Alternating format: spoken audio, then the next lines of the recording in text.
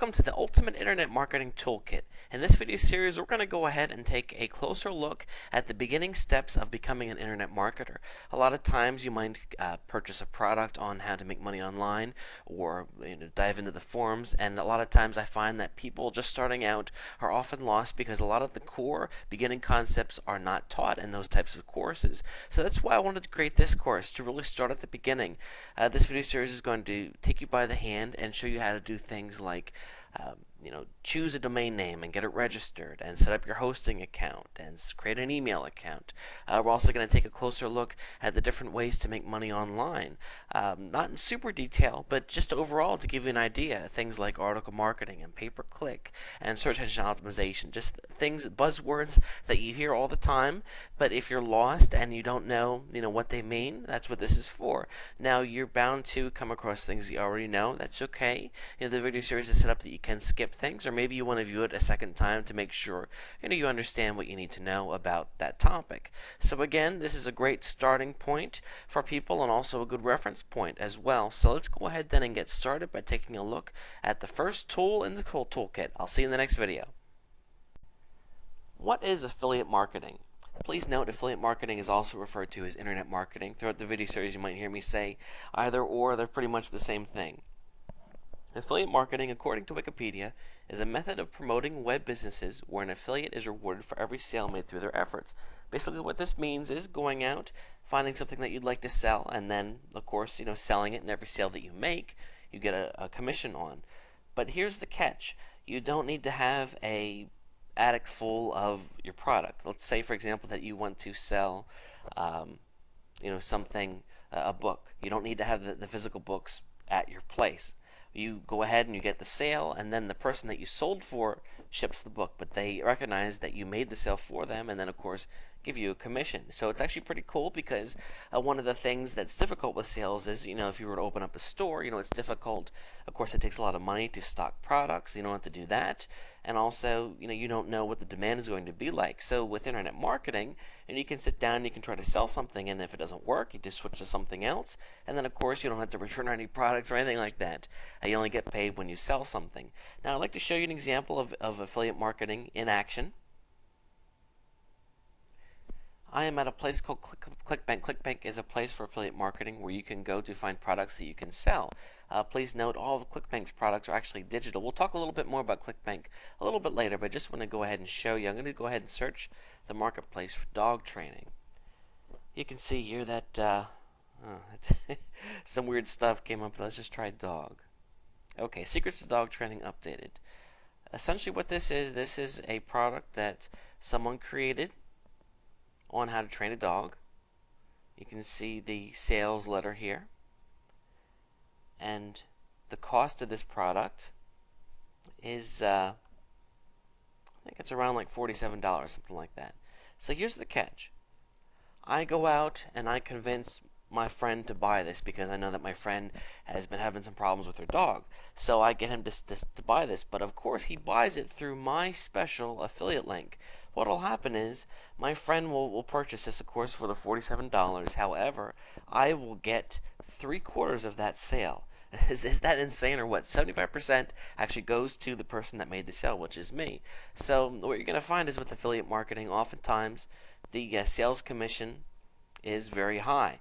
So what happens then is, you might find yourself, you sell a product for $100, you might get $50 from that sale, or $75 from that sale. Now can you see why affiliate marketing is so exciting? Because again, you don't have to do things like stock your store, and it's not that hard to get out and get set up. You can join ClickBank for free. We'll talk about that a little bit later. But once you get going, then you're all set, and you have your affiliate link, and you can start making sales. So that's essentially what affiliate marketing is. In the next video, we're going to summarize the advantages, why you absolutely need to be doing it, because it is a fantastic way to make money without leaving your home, and we'll talk about that in the next video. I'll see you there. Why you should do affiliate marketing. There are actually a lot of good reasons to do affiliate marketing. There are many advantages, including it doesn't cost anything, like I mentioned before. Of course, there are things that you can do that will cost money, and then you might see results come quicker. But I want to really emphasize that you can literally get started in this today and not spend a dime. You're limited only by your imagination. There are so many unique ways to promote things online, and if you were, for example, to sell Avon products, you're going to find that there are some limitations that you need to follow in how you sell. Whereas with a lot of things online, they kind of leave it up to you. Of course, you can't do anything illegal or shady or unethical, but again, you can do all these very exciting things. If you wanted to sell the dog product, you could go to a dog forum and just start creating an account and talking about the product, and you'd be surprised how well just that works, as simple as it sounds. Countless everyday people are successful with that. I want to really point that out to you, that you find stories all the time of people that do not have a formal marketing education jumping online and doing well. Now, it isn't as easy as it sounds. It does take hard work, dedication, and you have to keep at it. You're not going to get rich the first time you sit down. Believe me, I wish that was the case, but it isn't.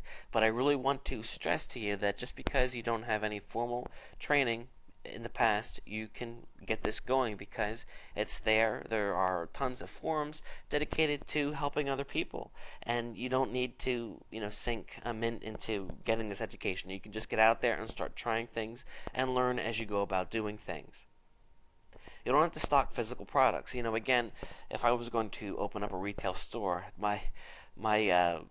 I start to sweat thinking about all the money that it would cost to stock the store, the loans and everything. Whereas with this, you can sit down and you can join an affiliate program such as Commission Junction or ClickBank and have literally thousands of products right at your fingertips that you're approved to sell. You also don't have to ship any products too, because again, you just got to get the sale. That means that if something goes wrong with the sale, it's not your problem. That's the person that providing the product. They have to take care of those types of things. So again, you don't have any customer relations. You just have to get the lead and get it to convert, and then you're set. You can sell anything you can think of, really. I mentioned ClickBank, but there are so many things out there. You could go to Google and type in whatever it is you're interested in, and then affiliate. Let me go ahead and show you an example. Let's say that I'm into roller skates. Okay? Just going to type roller skates and then affiliate. Let's see what comes up. Okay, well here you go. Here is Roller Skates Unlimited Affiliate Program. Okay, now this is the best example because they're only willing to pay you 5% of the total sale, but still you get the idea.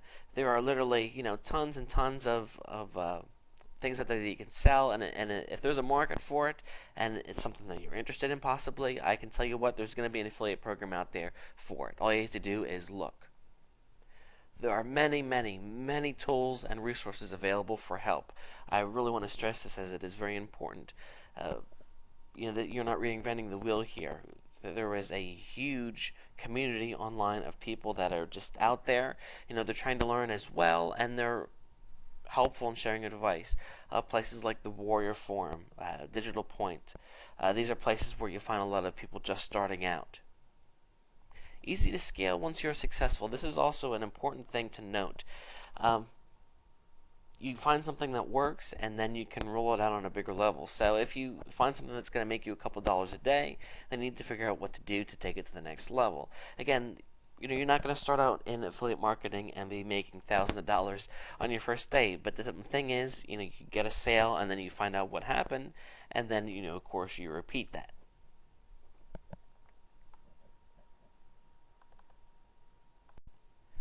Tool number 1, popular internet marketing methods.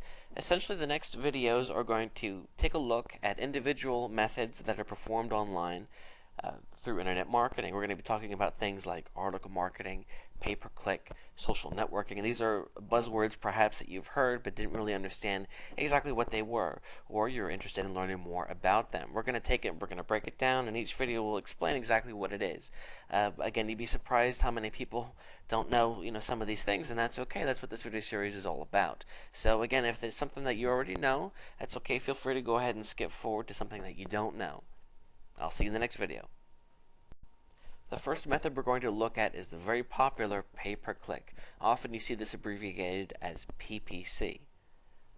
Essentially, pay-per-click is defined by Wikipedia as internet advertising model used on websites in which advertisers pay their host only when their ad is clicked. Now, I went on and on talking about how you can get involved in internet marketing for free, and this is actually a paid method, so maybe I shouldn't have started off with it. But nonetheless, it's very popular, so here it is. Let's say that I go to Google to find out more about dog training. So I'm just going to go ahead and type in dog training. Okay, now a wealth of information comes up here. We see some natural search results here, and also some ads along the side. These ads are the pay-per-click that I mentioned. Essentially what happens is you can go out there today and sign up for something called an AdWords account. And what happens is then you create an ad and it is displayed. You choose whatever word you want it to be displayed for. And then what happens is every time this ad is displayed, it doesn't cost anything. What costs something is whenever somebody chooses to click on the link. So that means that if your ad is displayed 100 times and somebody only clicks on it 3 of those times, you're only going to pay 3 times. Now the cost that you pay can vary anywhere from a penny or 5 cents all the way up to several dollars. Things like mortgage rates, low mortgage rate, let's say here. These ads are top dollar here. And then, of course, we have things that are going to be much, much lower. So, it really depends. But essentially what happens here is this is very exciting because it means that you can literally get your information in front of the world right away. We talk about other things like building a website and doing search engine optimization. These types of things are going to take time to see effect, whereas with pay-per-click, you can get immediate results. The downside is that new people every day get involved on pay-per-click and spend a lot of money and don't make any money because pay-per-click is competitive and it can be rough. It's something that you do see people struggling with. So I want to encourage you to not start out with pay-per-click if you haven't done any of this before. Don't get me wrong, pay-per-click can be incredibly successful because once you have something that works, you can scale it and people make crazy, crazy money with it. However, it's complex and it takes experience and you really have to be good at selling things and to do this. Whereas with some of the other methods we're going to talk about, they're free, and if you're not the best at it at first, it's not going to be a big deal. But with this, if you're not the best, you're going to get eaten alive. So just a fair warning. But again, I want you to understand what exactly pay-per-click is. Now, of course, there are other methods of pay-per-click. We can go over to Bing, Microsoft search engine, and do a search for dog training, and you'll see that there are ads as well. Now, I'll tell you what. Everybody knows Google. Google is the most popular. It is the most expensive. Microsoft's pay-per-click program, you're going to find that the ads are cheaper. Of course, the traffic's going to be less too, but there's still a lot of traffic. Even places like Facebook have their own pay-per-click ads too. So it's a big universe, and it is certainly something that you may want to consider, and that's what pay-per-click is. Article marketing. Article marketing is essentially creating and distributing articles to numerous places on the net where they will in turn be distributed to a wide range of webmasters and publishers. Okay, that's a pretty big sentence there. Let's go ahead and look at an example.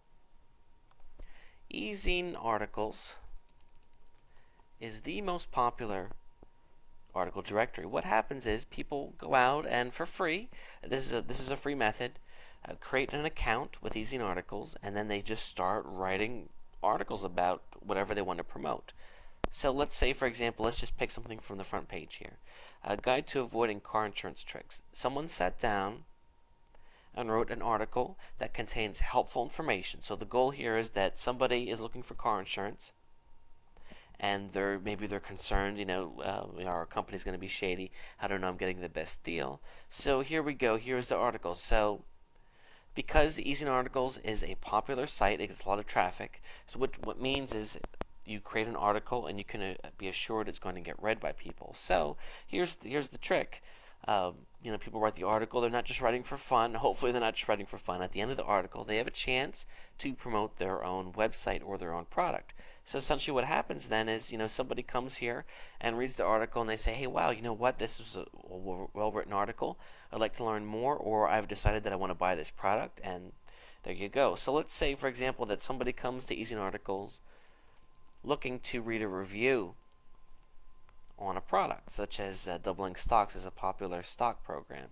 Okay, doubling stocks review exposed. What the others won't tell you. Wow, you know what? If I'm looking to buy this product, that's going to really catch me and I'm going to want to read this article. So then, of course, the article is going to convince you why you need to buy the product, and then they will have their link, to learn more. Or sometimes they might tell you why the product won't work, and then, of course, mention theirs. So there's another advantage to article marketing. These articles here, once you publish the article, you are giving others permission to copy your article and post it on their own website. But here's the trick. They have to keep your link with the article. So what this means is if you write a good article, you will find that it is then published on multiple sites across the internet, resulting in more traffic. So people do article marketing to get backlinks to their websites because, of course, you're going to have these links in there, but they also do it for traffic. What you also find is if you go to Google, because the article directories are so popular, when I do a search for a doubling stocks review, you will see that the very first result is an easy article. So what this means is if you do proper keyword research, which is, that takes some time to understand, but essentially if you target the right keywords, you can get them to rank in the search engines, which can really bring about a lot of traffic. And again, this doesn't cost anything to do, so it's certainly an avenue worth pursuing. So that's what article marketing is. Search engine optimization. Essentially, search engine optimization is the practice of getting your site prepared for the search engines. Let me move here to my definition. The process of improving your website to make it more search engine and visitor friendly. What this means is, if you go out there and create a website and throw it up there and hope that traffic's going to come, well, you're going to be a little bit disappointed because it takes more than just getting your website out there. You have to make sure that it is optimized for the search engines because the search engines have an incredible task in front of them.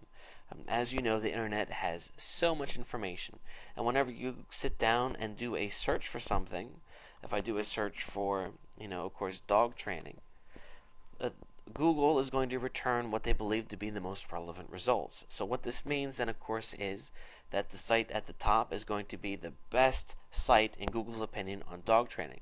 So if you create a website then on roller skates, or let's say how to roller skate,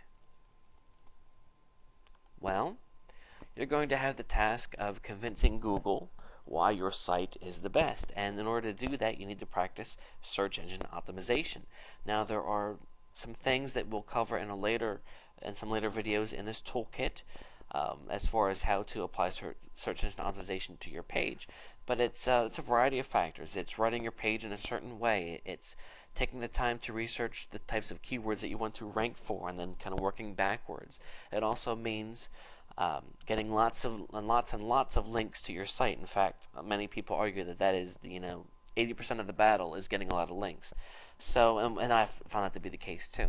So that's what it really comes down to, and that's what search engine optimization is. CPA marketing. This is something that you do hear quite a bit of talk about, especially recently because it has gotten very popular. CPA marketing is basically when you get paid per action. We talked before about selling products through ClickBank or even Avon, and of course you only get paid when you make a sale. Well, CPA marketing is a little bit different.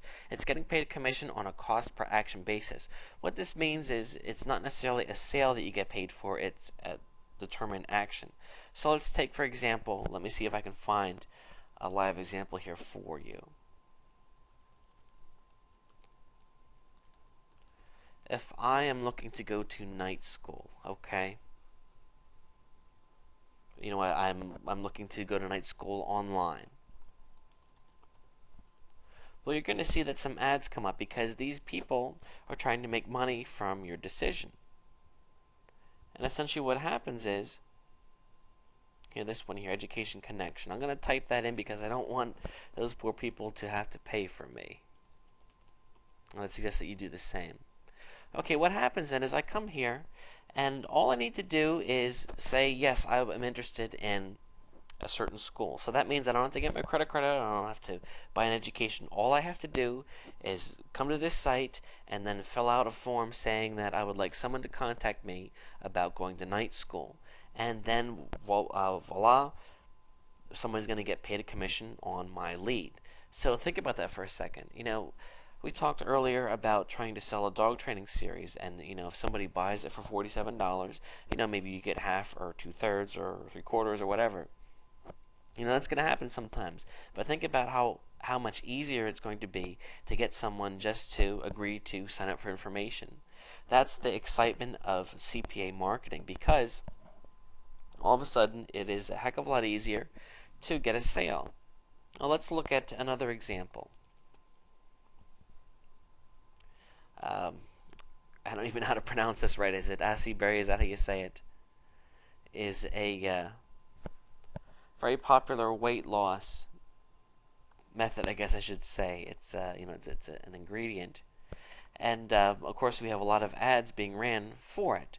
So let's go ahead and visit one of them. Let's look at here, weight loss reporting. Okay.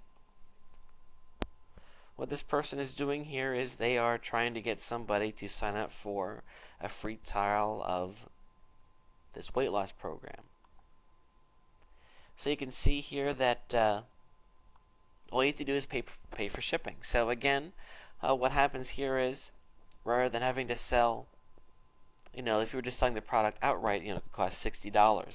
But now this person, all they have to do is pay the $4 for shipping, and then bam, the person gets a conversion. Why in the world is a CPA marketing firm willing to pay you $40 for this lead or $30? Because they know that once they get the lead, you're going to have the chance to sell to them multiple times. So that's really the amazement, the excitement. There are a lot of places that you can sign up for CPA, places like Copiec. Hydra is probably the most popular one, but there are literally hundreds of different places you can sign up to be a CPA marketer. Now, I will have to say this, that CPA marketing is more of a next step type of thing. People often start with something like ClickBank, and some of the CPA places it's a little bit more difficult to get into. But still, CPA marketing really works out well, and I would suggest that maybe you start with something like ClickBank. Once you get a few sales under your belt, then you look into CPA marketing, because it really is, there's a lot of possibilities there, and it's a lot of excitement.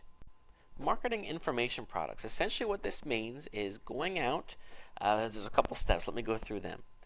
First, you research the market and get a good feel for things. Then you create a product for that market, and then promote your product to a target audience. So what this would mean, of course, is that you go out and, let's say, for example, you want to get involved in dog training. You would first go to the dog forums and find out the common problems that people have with their dogs. What types of things would people be interested in paying for a solution? Then you go out, unless you're an expert dog trainer yourself, which you may be. If you're not, that's okay. You go out and you pay someone to create a book for you on how to train the dog that's going to answer, of course, to the target audience. Then you take that product and then promote it to the audience. So what happens then is, rather than selling other people's products, you have your own. And the thing is that it really is not that hard to create your own product. In the past, creating your own magazine, your own book, or whatever, there were immense costs associated with it. Whereas with the internet, thank goodness for the internet, you can sit down and with free software, you can create your own book and publish it to a PDF, and start selling it over a weekend, which is just insane.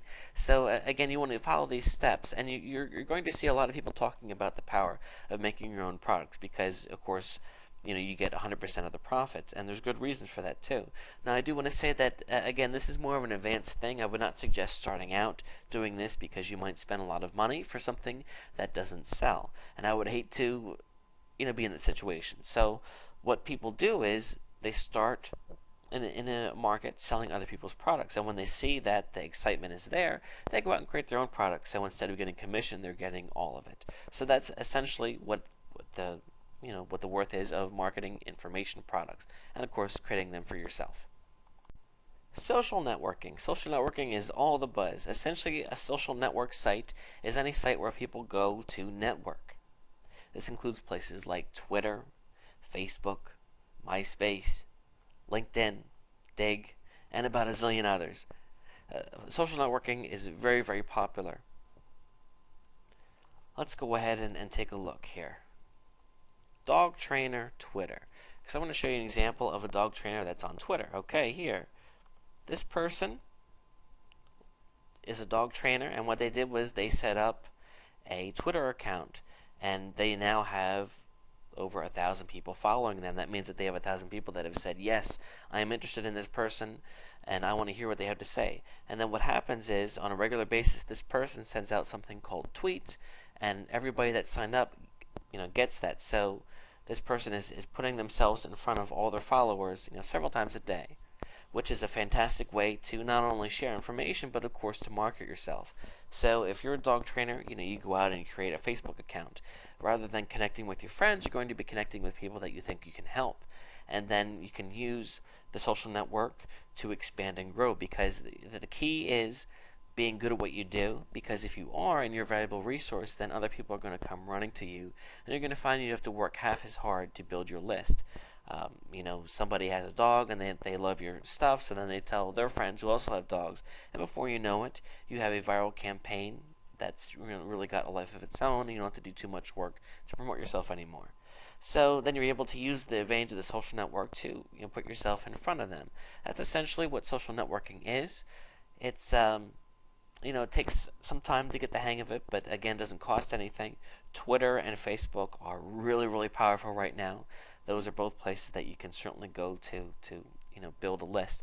And if you are not sure what you're doing, of course there are resources out there, but there are also you can go out like I did. I found this person on Twitter in like 2 seconds, and then I could just join this person's list and then see what they're doing and study that and learn from that and think about how I can do something similar without copying something similar, and how can it even be better. And that's really one of the magic things about marketing and being successful. Tool number 2, finding and registering a domain name. Over the next few videos, we're going to talk about why you need a domain name and how to go about and register, because obviously if you're looking to get into affiliate marketing and you are serious about things, you really should get your own domain name. We'll talk about the one that you should pick, and of course how to register and all that stuff. It's not really that hard, and it is something that I would encourage you to do. It only costs $9 or $10 to get a .com domain name, which of course is the best, and then it's something that you own for a year, so it doesn't cost a lot of money to do. It's not something that you have to do, but I do recommend it. So I'll see you in the next videos where we talk about what you need to know about getting your own domain name. Brainstorming domain names. Okay, so you've started to dabble a bit in affiliate marketing and you have an idea of the type of product that you'd like to sell. You need to come up with your own domain name so you can have either a website or maybe even just a small page about what you're promoting. So how do you go about doing that? Well, I would suggest that you brainstorm, that you think about possible domain names. I want to go ahead and show you GoDaddy is the most popular domain registrar, and it is who we're going to be using for example here. So let's say that I sit down and I come up with some domain names. I would encourage you to just write them down, and then you can come here and see if they're available. So let's say that I decide that I want it to be dog training. Okay, well, first of all, that is way too general, and unfortunately probably taken about 2 seconds after the internet went online. So it's not available. However, it's actually so general they didn't even give me they did give me some things that are available. Dog travel training, my pet training online. That's actually not too bad. So you can see how GoDaddy helps you. They say, sorry, this is taken, but here are some additional suggestions. Dog company training, pet memory training. Let's try it again. Let's say dog training help. Let's see what comes up. Okay, so the .com, of course, is already taken, but again, they give you some additional ideas here. Dog training support online. Okay, but that's not too bad. My pet training assist. So again, you kind of get the ball rolling, and then GoDaddy is going to help you along the way. Now, as you start to come up with different ideas, I want to ask you to compare them against some tips that I'm going to share with you right now. You want to make sure that your domain name is relatively short and easy to remember. keep in mind, if somebody hears your domain name, let's say that they heard it on the radio, are they going to be able to remember it to type it in, or if their friend tells them about it? That's a good thing to gauge it against. So, you want it to be short and easy to remember, not too complicated. Now, of course, dogtraining.com would have been ideal, but you know what? The really, really good domain names are taken, so you gotta be inventive, and you can't always settle for the best thing. So you gotta just do your best, to have it be relatively short and easy to remember. Does not contain numbers or hyphens. This is a big one. Sometimes you see domains written like dog-training-online.com, because obviously dog training online was taken, but with the hyphens it's not. The search engines do not like hyphens. Hyphens are weird. They're hard to remember, or people won't, put them in, and then they're going to go to the wrong site. I would encourage you to stay away from hyphens and numbers. Now, if there's a number in your business name, certainly it's okay. But generally speaking, I would not suggest adding numbers, like you wouldn't want your site to be dog training 33 if there's no reason for it to be 33, because that's not going to fare well for you. Preferably a .com. This is really important. .com stands for commercial, and when you go to register your domain name, you're going to find that .infos are actually a lot cheaper. However, .infos are penalized a bit in the search engines. When somebody sees your site, or the search engine sees your site, they're not going to recognize you as being serious because you don't have a .com. It's unfortunate, but that is the way that it is. .nets are okay. They're not as good as .coms, but they're okay. But how many times do you see a commercial on TV for something and it's not a .com? Keep that in mind. You want to make sure it's free from trademark infringement. I wouldn't suggest having a website that was something like Facebook Secrets, because Facebook does not like their name in other people's domain names because they own the name. So keep that in mind too. Is it a good representation of your website? Sometimes, I sit down and I try to find a domain name, and when the ones that I'm looking for are taken, I start to kind of go off to the left, and I might end up with something that sounds good, but it's not a good representation of what I'm trying to sell. So that's actually bad. So, just keep all those things in mind, and, brainstorm and come up with a couple, and then kind of, narrow it down. Sometimes, you might want to ask your friends or your wife or your spouse or whatever, what do you think about this? What do you think about that? And, just think about it, because it is a name for your business. It is not something that's easy to change. You set up a site with a domain and you start to promote it. You do not want to change it down the road, because you're going to lose some things. So keep that in mind and take some time. I won't fret over it too much, but come up with something that's going to be good for you. In the next video series, we'll talk about what to do once you have your domain name figured out. Registering your domain name. Okay, now I want to take you through the process of registering your domain name. I am here at the popular registrar GoDaddy.com. And you saw earlier how I typed in some ideas for domain names. Let's say that I decide that I want to purchase my dog training help. Okay, I'm not saying it's the greatest domain name, just using it as an example. I'm going to go ahead and check it. I'm going to here add and proceed to checkout. Now here is the most important thing you should know about buying a domain name. They're going to try to upsell you about a bazillion extra services. Now, you don't have to take them. When I said that a domain name is $9, $10, $11, I meant it. However, they are going to try everything they can to get you to buy more. You do not need it. So I want you to follow along with me as I go about things. First, I'm going to go ahead. I already have a GoDaddy account, so I'm going to go ahead and sign into it. But if you don't have one, you can just go ahead and fill in your information here. In fact, I'm just going to make up information. I'm going to pause and do that. Okay, and if you're at a different registrar, of course the screen's going to look a little different, but the gist is going to be the same. We can see here that from the get-go, they want me to register the domain for 2 years. I'm going to suggest, especially just starting out, you don't need 2 years. 1 year is fine. So go ahead and change it to 1 year. Sometimes I've even seen them have it be at 5 years by default.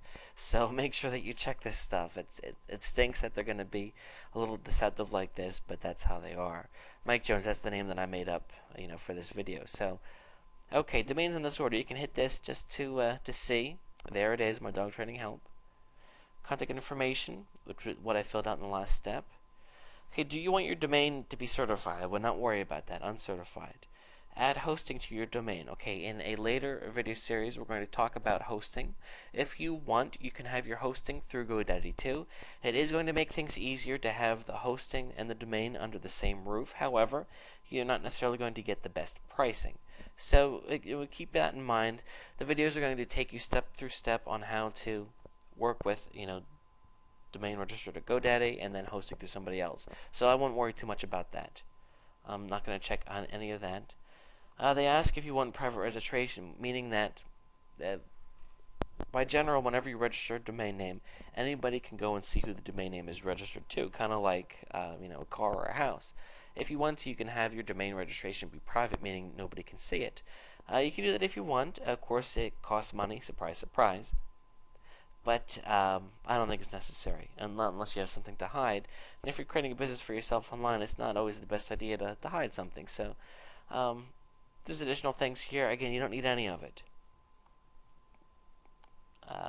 This extra stuff here. I just go ahead and I say, no thanks, I'm ready to check out.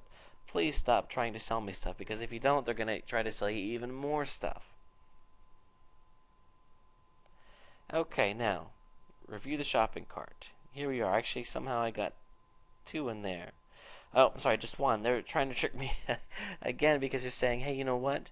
You're getting the .com. Why don't you get the .org and the .net too? So if you have a business, absolutely, I would go ahead and I would register the .org and the .net and even the .info, because you don't want your competitor registering the .net. But if you're just starting out and you're creating a site, to promote a dog training offer, I would not worry about it. Even if they're going to give you a discount, it's not really a deal, trust me. Okay, so there it is. This is just going to cost me a little under $11. And then I can pay with my credit card. I can also pay with PayPal, which is pretty cool. That's how I do it. And then you can also, you just need to agree to the terms of service.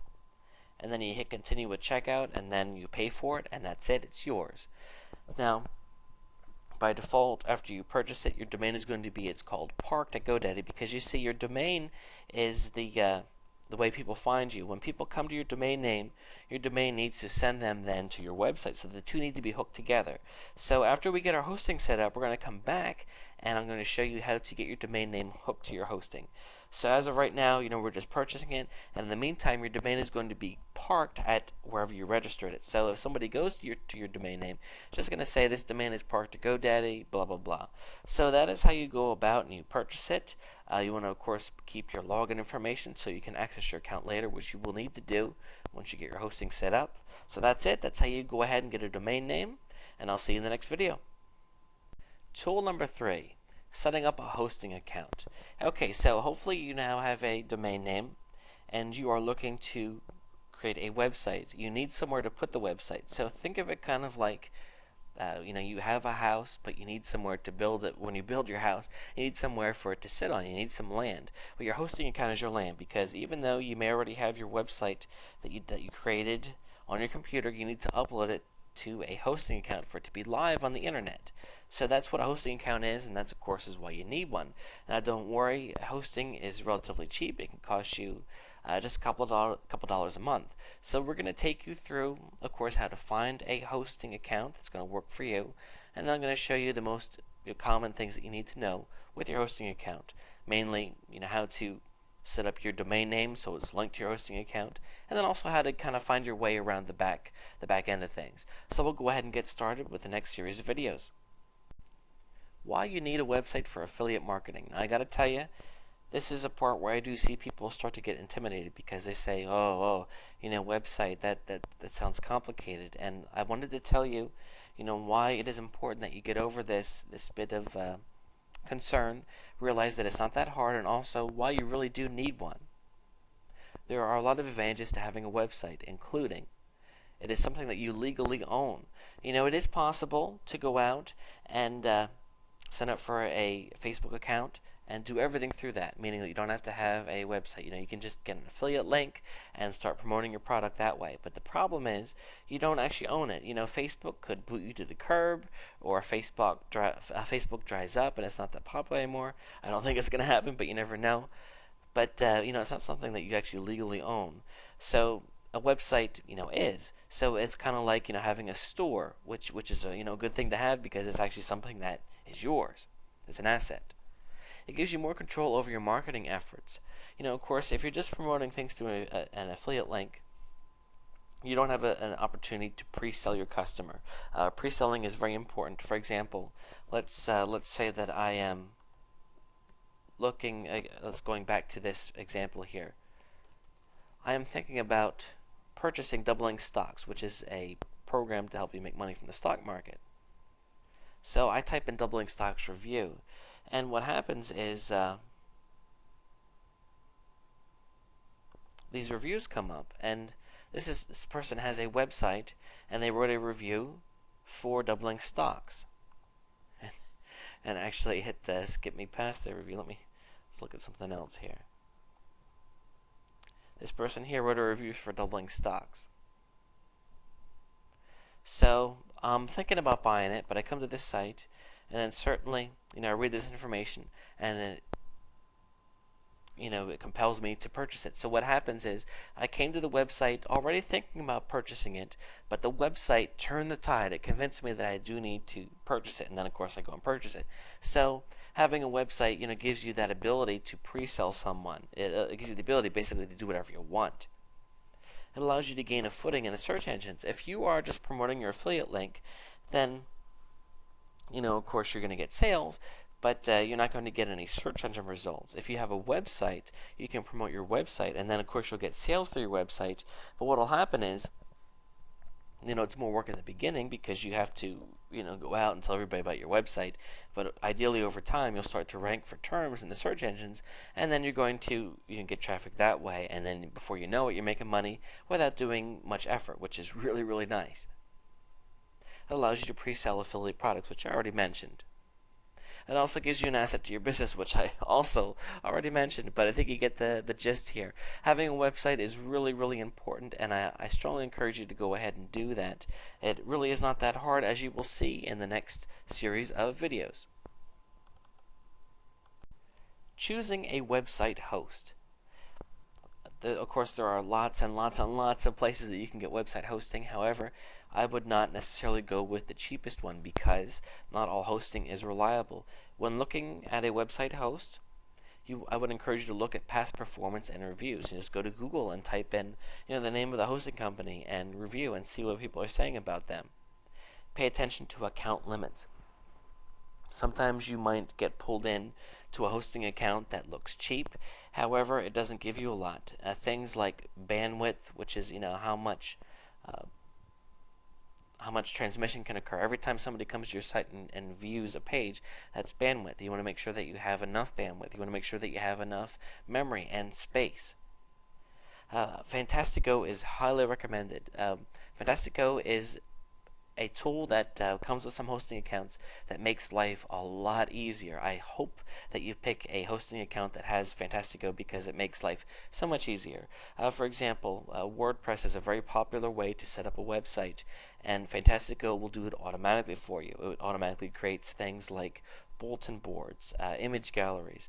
It's a really nice tool, especially for someone that doesn't know a lot about what they're doing, and it's a standard with many hosting accounts. Make sure it can expand with your needs. Perhaps you're going to get a hosting account that's just has space for 5 websites. Well, a couple months from now you might want to add 5 more. Does that mean that you have to move everything? I sure hope not. I would hope that your hosting account can expand with your needs, which most major providers can do. Decent support and uptime. You know what? This probably should have been the first thing because it's really important. You could have cheap hosting, but if it's never online, that's not good. Now, I'll tell you what. I've dealt with some hosts for years, and every once in a while, my site does go down. It does happen. Most of the time, they claim that the sites are up 99% of the time, and if you're online all the time like I am, you notice that 1%. So it does happen, but you hope that it does not happen very often because time is money. Directly below this video screen, you can find some links to hosts that I have found success with. I think that they're safe choices, and if you like, you can check them out. Configuring your domain name. Okay, after you have chosen a host and signed up and paid, your hosting account is activated. Sometimes it's immediate, sometimes it takes a couple hours, maybe a day. you should be sent information on your name servers.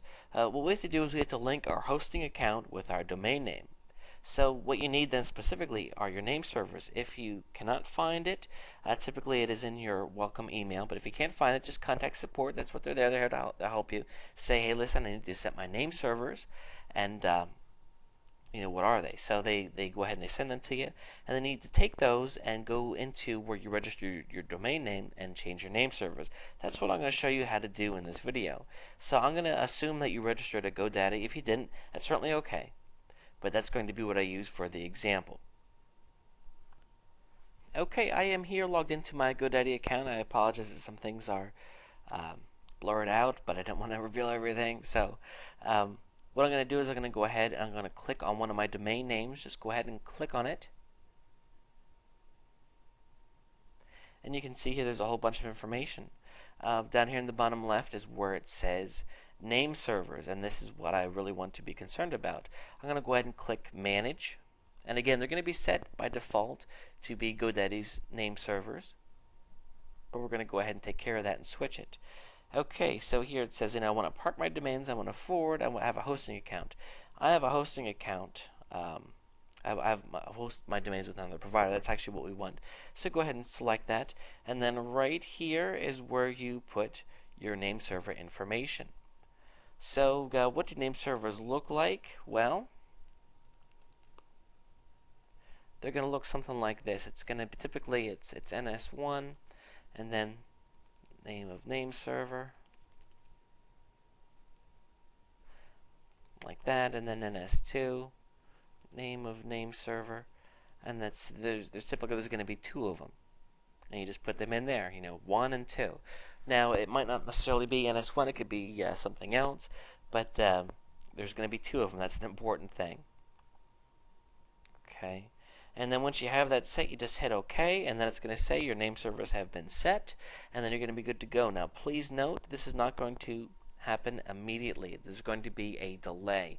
It needs to propagate through the internet and all this crazy stuff. So, you set it, and then you go and you say, hey, it's not working. It's because it's going to take time. So I would give it at least a day, if not 2, before you start contacting people saying, hey, listen, I messed up. So if it doesn't work out for you, contact your host, because they're going to help you get it straight. Tell them what you did. Maybe they would even be nice enough to do it for you. But again, you just take the name server information that they provided you with, and you go into your host. And then if you didn't use, you go into your registrar.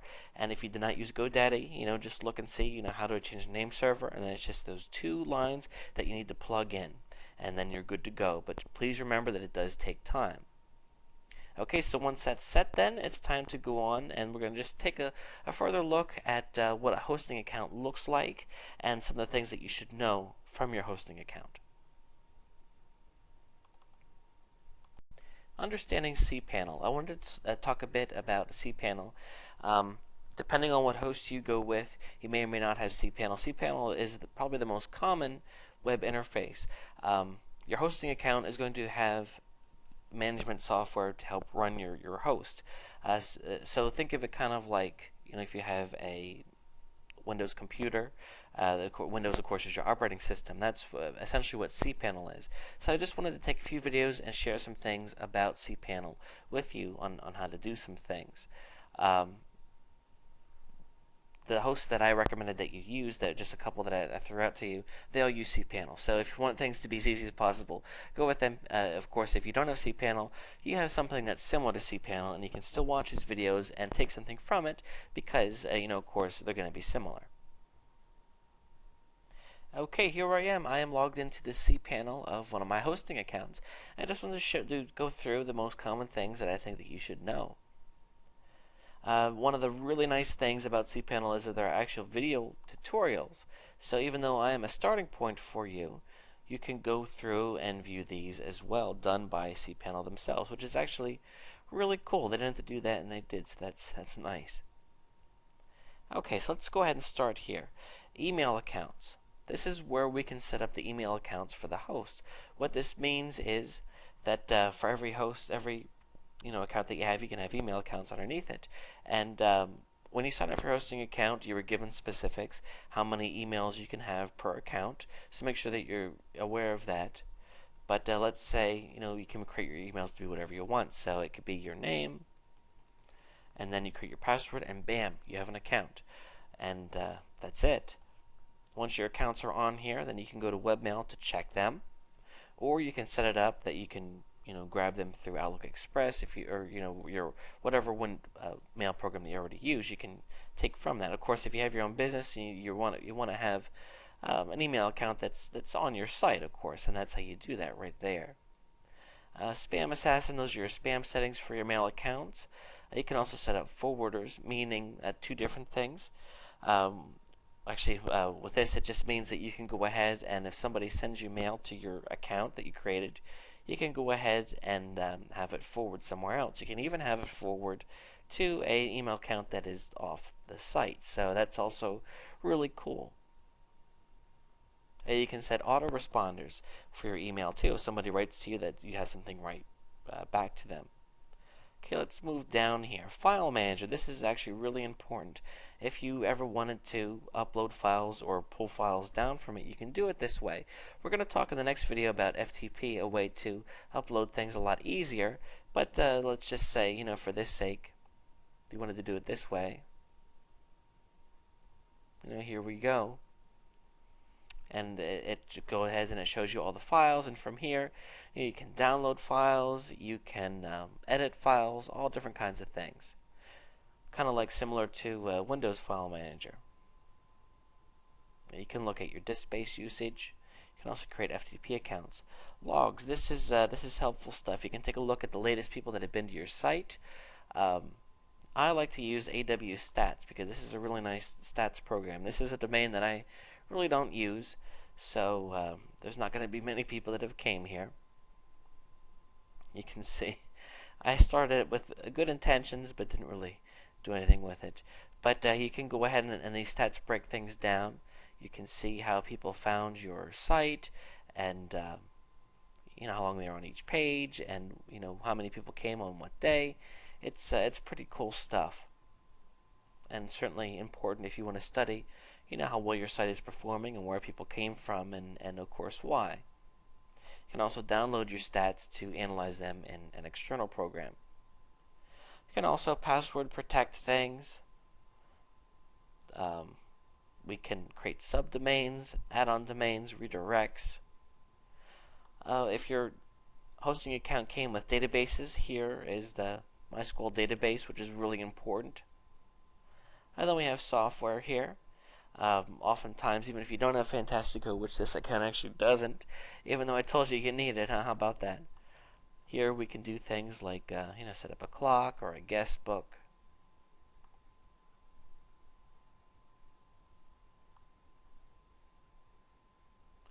We can configure our own arrow pages. We can set up cron jobs, different things like that, and of course contact support. So that's essentially cPanel and how it works. I would encourage you to get in there and get comfortable. In the next video, we're going to talk about once you have your website files, how do you get them onto your hosting account. And even though you can do that through File Manager, I'm going to suggest that you do it with an FTP program. It doesn't cost anything, and I will see you in that video. I'll see you there. Understanding FTP. FTP stands for File Transfer Protocol, and essentially what it is it is a program that allows you to take files on your computer and upload them to your hosting account, which is your website. If you're an experienced webmaster, you may already have an FTP program that you paid money for. CuteFTP is the most popular, and I use that, but I also use a program called FileZilla, which is free, and I can certainly recommend it because it's really nice, especially for being free. But don't let that fool you, because it actually has a lot going for it. You can download it here at this location, and I'm going to go ahead and show you how to take files from your computer and upload them to your hosting account through FileZilla. Now, in the later videos, we're going to talk about how to actually create the files. So for the time being, you're going to have to pretend that you already have the files, or come back to this video later once you have them. So let's go ahead and open up FileZilla. Once you download it and install it, it's a pretty painless procedure. Once you have it, I'm going to show you what to do. Okay, so here we are. I have FileZilla opened up, and basically what's going to happen here is there are going to be two windows. The one is my computer, and the other is going to be our host. And what we need to do is we need to transfer the files from one to the other. So the first thing I want to do is go ahead and find whatever files I want to upload to my website. I find them on my actual computer. And there they are. Let's pretend those are the ones that I want. And then I'm going to go ahead and enter my information here that you should have from your hosting account, which would be, of course, your domain name, and then your username and password, whatever you need to be able to access your account. So I'm going to go ahead and connect to one of my hosting accounts.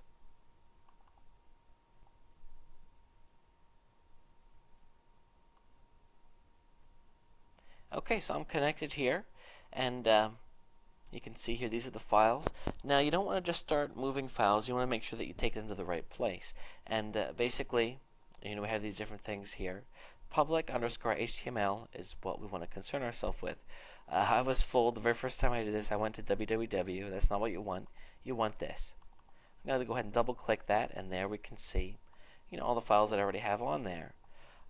Which, if it's a new account, it might be blank. So to move a file over, you just take it and you drag it over and drop it, and then it transfers over. Oops, sorry, you can ignore that. So it transfers over. So of course you can highlight multiple ones or even folders, and then move it over, and then it just goes over. You can also take it, and it works the other way. You can move files from your website back over to your computer. So what will happen then is, we'll move them, and we can take these files on our computer and then edit them with an HTML editor, which we're going to cover in just a minute. And that's basically how it works. And FTP is not hard. This is a great way to update and change your site. And again, it doesn't cost anything, so you can't beat that as well. So the next thing we need to do then is figure out what in the world, how are we going to come up with actual HTML files. Don't worry, it's not that hard. We're going to go ahead and start at the beginning with that too. So that's how FTP works, and I will see you in the next series of videos to talk about how to create some basic web page files. I'll see you there. Tool number 4. Basic HTML skills. Now we are ready to start creating actual pages that we were going to upload onto our hosting account that can be used to sell things. Don't worry, it is not that hard. We're going to take things, a step at a time. This is by no means going to be an exhaustive course on HTML. It's going to teach you the basics. So let's go ahead then and get started. Of course, you'll also want to refer to the accompanying book that'll also have the code a bit more laid out. HTML is, it's a coding language, but I don't want that to scare anyone because actually it's very, very simple. Most of HTML is going to be just, whatever text appears on your site. We just need a few tags to help separate, what is going to happen with words on the page. And we're actually going to use an editor that, again, is free, that has the ability to display what you see is what you get, which means that we're not going to have to sit down and write all this complex code. We're going to be able to edit things as a web page would look. So that might not make any sense, but bear with me and open up the next video and you will see what I mean and how easy this really will be. I'll see you there. Getting started with the HTML editor. I wanted to talk a bit about how web pages look. Essentially, let's just take a look at an example here. I'm just going to go to Google and randomly pick a site. Okay, how to train a dog. This is how the site looks. To you, however, this page is actually made up of something called HTML, which is actually code for web pages. And this is what the code looks like, okay?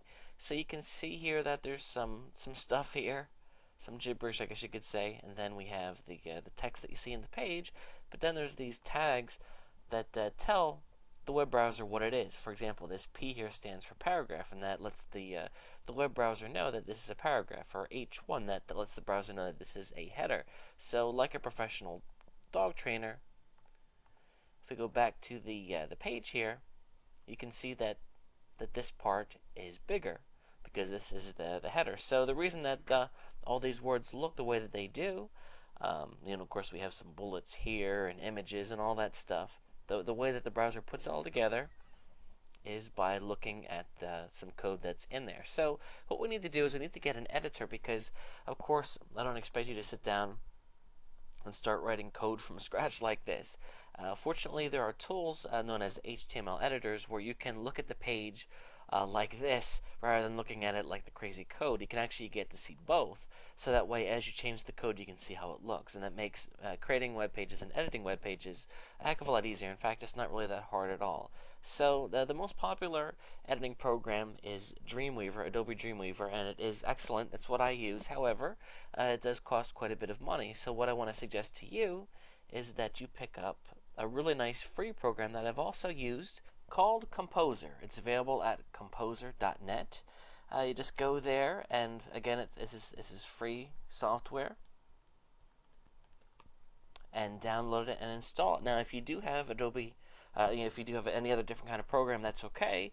The gist is going to be the same, but if not, go ahead and grab this. This is what I'm going to use in the following videos to demonstrate some basic HTML skills. I'll see you in the next video when we start to talk about how to construct a page. I'll see you there.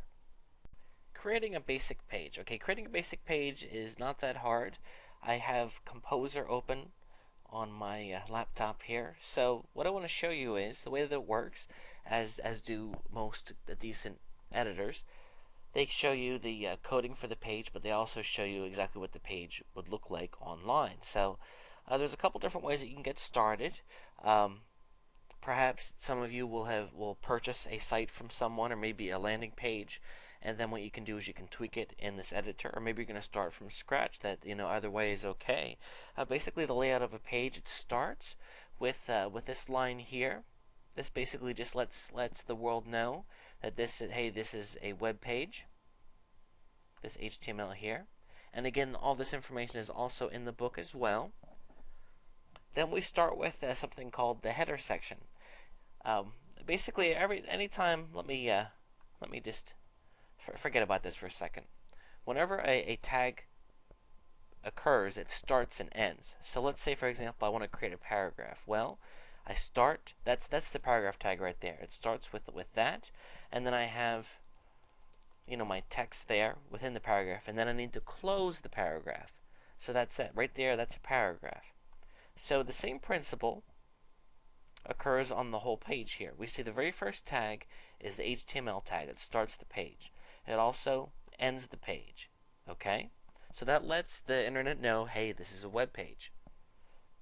Next, we have two sections to the page, the head section and the body section. The head section is where we have a chance to tell the search engines what our page is about. When a human comes and sees the page, they do not see the head, just the search engine. So this is a very important thing to do, because of course it's very important that we explain to the search engines what our pages are about. Then between the body here, this is where we have a chance to write our page. So you can see here that I wrote, "Hi, this is my web page." I go here to preview, and hey, look, there it is. Note, you don't see any of this header stuff. It's simply not there. So that is the basic layout of a page. Now, of course, there are tons and tons and tons of tags. How in the world do you go from something like that to something like this? Something like this, of course, is made up of quite a bit of code. Let's take a look at this code. Okay, so it starts off again with the HTML, and then we have the head section. Now this information here, this is style information. It's a bit more complicated. We're not going to worry about any of that right now. Scroll down here. These are meta tags. We're going to talk about those in a later video. And then we get to the body. So again, all this stuff here, information that the person is not going to see, but it is important to the actual page. Here's the body. Okay? So this is where all the content is. Now, you might be saying, what is all this stuff with the tables? Essentially, a table is when things are sectored off, like here. This is a table here. It has 3 columns, maybe a little similar to a spreadsheet table. I guess I can make that correlation. Here's a column, and here's a column, and here's a column. How does this all get sectored off? oh, it's done in the coding. Again, that's a bit more advanced and not something that we're going to be doing. I'm just, just showing you how all this works. So, if you're looking at this and your head spinning around and around and around, one thing you can do is you can pay somebody to create a website for you, to promote your affiliate offer, or you can just purchase what's known as a landing page. You don't need to have some big fancy website. Maybe you can just have your website just be one page, and that's certainly okay. But I want you to understand how to make simple edits on your page, because you want to be able to do that. You want to be able to put in your affiliate link and all that kind of good stuff. And that's why, we're talking about what we're talking about. So, in the next few videos, I'm going to talk about the most essential basic skills. Now, if you're looking at this saying, hey, this looks really cool, I want to get involved, that's great. These videos are a starting point, but I would highly suggest that you go out and purchase a book on HTML. That's the way that I learned. Actually, I learned from HTML for Dummies. They still make it. Because honestly, it's a really good thing for somebody starting at the beginning, because it's, of course, all the information is online too, but I found it difficult to try to build my site and then go back and forth to the teaching materials, whereas I had the book sitting next to my computer and I was able to reference it whenever I wanted. It just made life a little bit more easier for me, so that's why I'm suggesting it to you as well. So again, you can get around this by paying someone to design things for you, but it is really smart to have the basic skills under your belt, which is what we're going to talk about in the next few videos. I'll see you there. One of the most basic things that you need to know how to do is how to add a link and anchor text. Now, what actually is anchor text? Well, let's go ahead and go back to our example here. As you know from surfing the web, when something is blue and underlined, that kind of signals to us that it can be clicked on, that it's actually a link. And what happens is we need to specify in the web page two different things. We need to specify, when somebody clicks the link, where is it going to take you? And also, what does the link say? So that's what we're talking about. When I click on this, I am not taken to a place on the net called puppy training. I am taken to this page right here. So how did the website know to do that? Well, it's in the coding. So that breaks down to two things. Of course, we have our link, and then the text that appears that's clickable, that is known as anchor text. Anchor text is actually really important because it tells the search engines what the page is about. It also tells the visitors too, because for example, if I'm looking to learn more about puppy training, obviously this is where I want to click. So whatever anchor text you use to create a link, that's going to send the signal directly to the search engines that is what that page is about. So let's say, for example, that you want to rank for the phrase best puppy food. Well, then of course you want to make sure that you use that text in your link, and that's how that works. So how, of course, do you do that? Well, I'm going to give you the code here. This here, the ahref equals, and I'm sorry, this should actually be in quotes here, quotes, http, /, and then whatever your link is, and then there should be a quote right there, and then that, and then this is the anchor text right here. So again, we have the link, and then we have the anchor text. So let me go ahead with a live example. This right here, that's the beginning of my web page. I'm going to go ahead and put a break in here. BR creates a page break. I'm going to create another one. And then what we'll have here, just make some room so you can see this, is I'm going to create a link. I'm going to start off with ahref equals, and then the link's going to be in quotes. I need to have the address with all that good stuff there. Google, I'm going to go ahead and link to Google, like they need any more links, right? And then I'm going to close it with that. And then I have my anchor text. Visit Google's official site here, okay? And then I need to end the anchor text by doing this code here. And again, this is also in the book too, and make life a little bit easier for you. Okay, so now let's see what that looks like by going down here and hitting preview.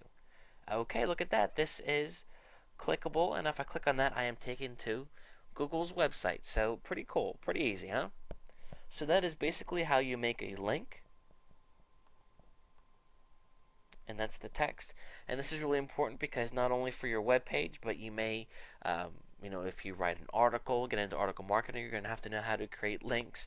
If you create your own blog, it's something that you need to know how to do. So there you go. It's not really that hard. Just make sure that you include those quotes there. and use exactly what I showed you here, and that's what you need to do. Adding images. This is also another very popular thing that is important to know how to do, and of course this is adding images to your website. And what we do is it's similar to creating a link. We're going to use tags. Only they're going to look like this. We need to start it off with the IMG, of course that stands for image, and then SRC equals, and then again I don't have the quotes here.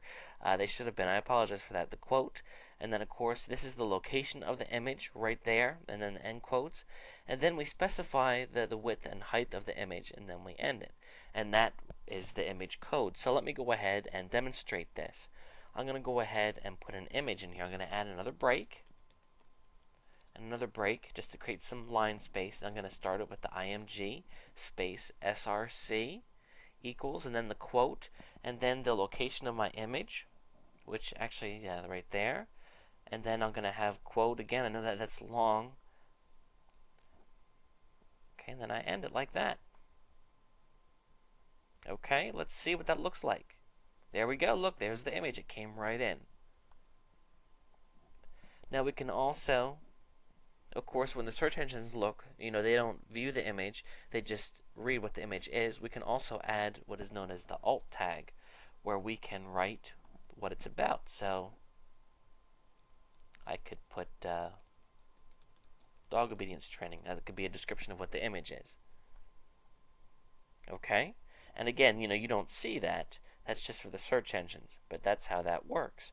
So that is essentially it. Again, the code is in the book, but that's how you create an image. It's not that hard. And the one thing I didn't do there was I didn't specify the height and width. Let me just go ahead and show you that. If you don't specify it, it just goes ahead and takes the image at whatever size the actual image is. But if you wanted to change it, make it smaller. Let me go ahead and do that. We're here still in this tag. I'm going to go ahead, I'm going to put height equals 100. And then I don't need to put the width because it's going to scale it. So to make the height, to take it down to 100, it's automatically going to have the width, to scale. Now, if I wanted to stretch the image, then I could have it, let's see, I can make the width 100 also. And as you know, that's not really how that image is meant to be viewed, and it doesn't look quite right. But again, you can pull images around and stretch them, or if you wanted to eliminate that, then the image is just going to be pulled in at its default size. So that, of course, is how you add an image. Understanding meta tags. I want to talk a bit about the section of a web page that the search engines see. These are known as the meta tags. And of course, if I show you here, that's between the header section here. And you're going to go out and find that just about every page, if the webmaster's smart, they've done their meta tags, because you're foolish not to. So let's talk about the first one, the title tag. This is possibly the most important part of your page because it's a big deal. The title of your page is kind of like the title of a book. It's representative of what the book is about. So simply put title and then the title of your page, and then the ending, the closing tag. So let's go ahead and do that. Let's put a title in here. Actually, it's already in here. So right there, title, and then I'll just put it here. This is the title of my page, and then close it with that. And that's it. That's the title tag. Now we go to the preview, and you don't see anything. Actually, the title of a page does appear in a browser. Let me go ahead and show that to you. The title is what appears right here. So the title of this page is How to Train a Dog, and then so forth. So when you do a search on Google, oftentimes, not always, but oftentimes, what comes up here is the title of the page. So there you go. Title certainly is important. Okay, moving on. Let's see here. Description meta tag. This is also important, not as important as the title, but still important. This is a chance for us to describe what the page is about. And this is the code that you use. Meta name equals description, content equals information on dog training includes help with barking. That was the description that I went ahead with. So what I would do is I would just take that, copy it, and then paste it right into my page, which could be, I could have it be right here. Keywords meta tag. This is also another chance for us to tell the search engines the keywords that are important in this page. Oftentimes, if you're trying to rank for a keyword phrase, you certainly want to make sure that you put them in here. The coding, again, is just meta name equals keywords, content equals dog training tips, dog training information, and whatever else is relevant. Now, back in the good old days, people used to keyword stuff, meaning that they would put about a bazillion keywords in here, and that trick doesn't work anymore. In fact, it can hurt you. What I would suggest you do is not go crazy and just have 5 to 10 keywords in there that describe your site. You don't have to do it. Some people even say it doesn't really count that much anymore. So that's something that I guess you could argue with people about. But I do it because I think that it's not going to hurt as long as you don't overdo it. Okay, the robots meta tag is also something that you see a lot of. Basically, what this does is it's used to tell a page if you don't want the search engines to index your page. So let's say, for example, that you have a page that's private that you don't want the search engines to be pulling up. You would create this tag here. There is also a way to make this tag, change this tag so they know to follow, but the default is that they will follow, so you don't actually need it. So this actually isn't that important of a tag, but I wanted to include it just to include it. So that's the meta section, the basic gist of it. And you should now have an understanding of how a website works. Now, we had talked before about how to take these files and upload them with your FTP. Of course, you would just go in here and save the pages, and then you would connect with your FTP program and upload them to your site, and then they will look just like they do here. Pretty cool, huh? So, again, if creating a web page is going to be difficult for you, you can learn, but if it's something you really struggle with, why not go out and pay someone to do it? You can go to a place like Rent a Coder, Get a Freelancer, places like that, and just spend $20 and have a landing page created for yourself. It's actually not a big deal. And then of course, since you'll have a starting point, then you can go ahead and change things around as you move forward. So that is how it works. I hope that it makes sense, and I hope that it encourages you to go out and learn more about how to code HTML. It's really not that difficult. Tool number 5, developing a marketing mindset. Before I cut you loose, I wanted to just spend a little bit of time about talking about getting in the right mindset. You picked up this video series because you're new to marketing, and I just think that it's very helpful for someone new to know a couple things about this industry, because this industry is quite a bit different than other things.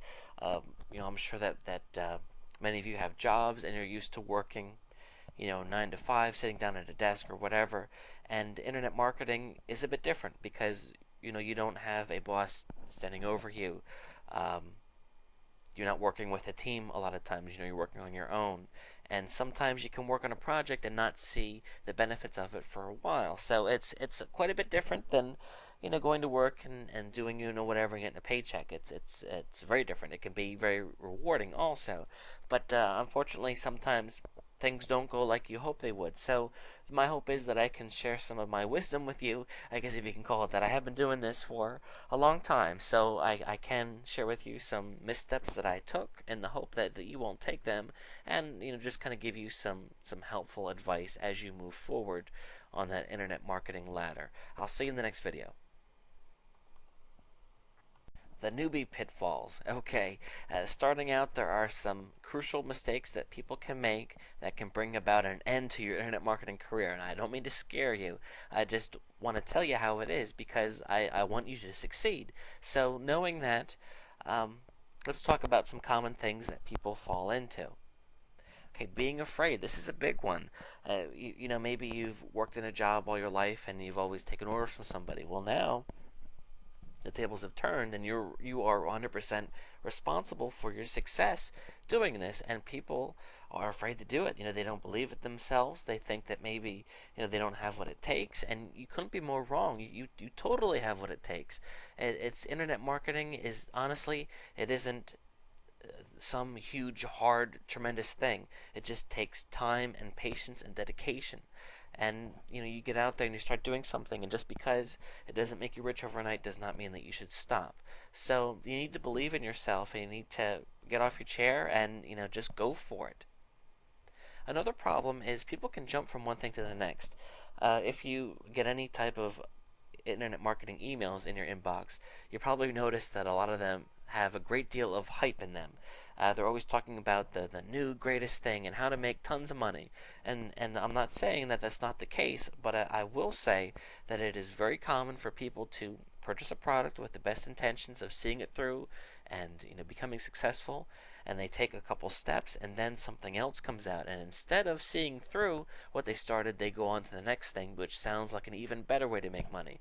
And the thing is, you're going to end up starting a lot of projects and never finishing any, which means that you are throwing money away. So just be really careful. Now in the beginning, it is certainly okay to spend some time looking around and trying to figure out, early in the series we talked about the many different avenues that you can go when getting involved in internet marketing, and that's certainly okay. But once you get a feel for what you want to try, pick one and really stick with it. Stick with it at least until you're making some money, and then you can decide if you want to stick with it some more. Analysis paralysis, or however you even write that. The gist of this is that sometimes people really want to make things perfect, and internet marketing is not about being perfect. It is about getting something out there and looking at it and saying, how could I make it better? Some people, they just take way too much time planning things out and don't spend enough time taking action. You just need to get out there and do it. And I'm not saying that you should jump into anything, because of course you want to take the time to learn things and make smart decisions, but just be careful that you don't spend too much time thinking about things, and make sure that you dedicate time to actually do things. Running out of money early, you need to stick to a budget. Pay per click, I've seen many people sit down with hundreds of dollars, and before they know it, they're out of money, and they weren't tight enough for their budget from the beginning. You need to, every penny counts, and before you purchase a product or before you purchase ad space, make sure that it's going to be a good investment for your business, because if you lose too much money, you're going to be out of the game, and that's not good. So look at the methods that don't cost much, so you can at least get some money coming in before you start spending a lot of money on other avenues. Working alone is a tough one, because nobody in my family does internet marketing, so I can't sit down at the dinner table and talk about this kind of stuff. My wife knows more than she'd like to, probably, and that's nice to the extent. But again, it's not the same as working in a job where you have a coworker that's in a similar situation. It doesn't need to be this way, because there are lots of forums out there, and we're going to talk about that in a minute, where you can meet people doing the same stuff. And the internet is a big place, and even though, I wouldn't suggest going on a forum and sharing all of your secrets, there's no reason you can't get out there and make some contacts and network, make some friends. I'm glad to say that I've made quite a few friends that I chat with from time to time, and you know what, we share tricks and tips with each other, because I know that it's going to help him and he's going to help me, and he's not gonna go blab it to the world. We work together. So the point is that also, I don't feel as alone when I'm doing this. I've come up with some ideas that I thought were great, but I ran them through a couple of my colleagues, and they were like, you know what, that's a pretty dumb idea, and it saved me some time. So again, working alone, it's tough, and it doesn't need to be that way. So I hope that you take these things to heart, and in the next video we're going to talk about the importance of setting goals for yourself. The importance of setting goals. This is really, really important. The thing about internet marketing is that, you don't have concrete goals set for you like your boss may do for you. So it's going to be real important that you do things for yourself. I got to tell you, one of the biggest problems that I have personally as an internet marketer is that sometimes I just get in a mood where I spin my wheels. I'll just be going from one thing to the next, and what I've found is that when I do not have a clear action plan, I do not make the best use of my time. So what I try to do is start the week off by making a to-do list, and I write everything down, and then of course as I do it, I'm able to move forward. It keeps me focused because I'm also able to look and feel good about the things that I got done as well. So when you set goals, you want to make sure that they are realistic. If you create too high of a expectation, then you're not going to meet them, and then you're going to be it's not going to be good. You're going to be disappointed with yourself, and you don't want to set yourself up to fail. So make sure that they're realistic. It's certainly okay to set a goal for how much money you don't want to make. Now, it's hard to, especially in the beginning, to be realistic because you haven't done this before. You don't know. But once you start to make money, think to yourself, what do I need to get from this point to this point, and then set a goal for when you want to be there, and think about realistically what is it going to take to get to that point. So you kind of work backwards in a sense. So the most important thing is that you hold yourself accountable and come up with some sort of plan of action and stick to it. Networking online. This is really important. We talked in the last video about 2 videos ago, we talked about the importance of not working alone and making contacts online. There are a lot of great places that you can go to meet people. The Warrior Forum is a really great place. I think that you'll find that people on here are serious about learning about internet marketing, and there are some experts on there as well that share a lot of good stuff. Digital Point is another place. There are a lot of people here. I don't frequent this one too much, but it is surrounded a lot more by people just starting out, which certainly can be a good thing. SitePoint is another place where you'll find a lot of people. V7N is another one as well, and you can find the links to all these places in the accompanying book that came with the video series.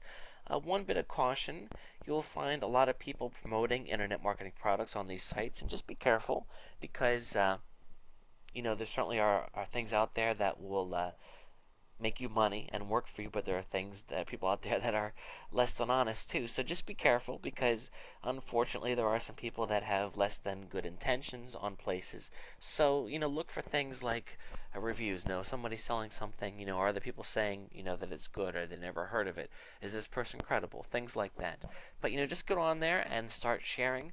Don't be afraid to ask questions, and as you move forward, answer other people's questions. And then if you see people doing things similar to you, you can private message them and start to chat with them. I've made my friends by talking to them through Instant Messenger after I've conversed with them a bit on the forums. So, and that's why I find the relationship really builds when you start talking to people like that. So that's how that works. And I think that you'll find that if you reach out, a lot of other people are very receptive and they're looking for the same thing as you too. So there's nothing wrong with a few people working together to head towards success. Rinse and repeat. As you're doing marketing, it is super important to make sure that you're tracking what you're doing so you can really figure out what's making you money and what's losing you money. And then of course when you find something that works, what can you do to expand it? You should never be satisfied with something that's making you money. You should always try to push it to make more. One thing is, how can I scale this? If I write one article that makes me these sales, what can I do to expand upon this? Can I write other articles on the same topic, or can I develop a site on this topic, or can I start pay-per-click on this topic? There's always ways to make more money. And of course, if you have a site that's doing well with sales, what can I do? Can I change the ad copy to make more sales? Can I build a list to market to people over time? Just the thing is that you want to also make sure that you are trimming things away that aren't working for you as well. Sometimes I find it hard to abandon a project that hasn't made me money, but I need to look at things realistically, and if I've worked really hard and it just doesn't seem like it's going to work out, then it's pointless for me to spend more time or money trying to turn it around when it's something that can't be turned around. So you want to be as objective as you can while still giving it the old college try. So that's basically the thing of marketing. It's an ongoing process. It's something that you always want to dedicate towards making yourself do better. Okay, well that's about it. I hope that you've enjoyed this video series, and I hope that you'll get out there and you'll start diving in, because I gotta tell you, the big difference in succeeding in internet marketing is not how much you know when you start out. Everyone has to start out somewhere. It's that people they take an interest, but then they don't see it through, and then of course you're not going to make money. The thing is, you got to get out there and you got to try. And if you try something and it doesn't work, you got to pick yourself up, figure out what went wrong, and try again. That is the difference between making a go of it and making a no-show of it. So I highly encourage you to take action. Take some time and dive more into the topics that I introduced you to today, and take those basic skills and move forward. So start that climb towards success, and I'll see you at the top.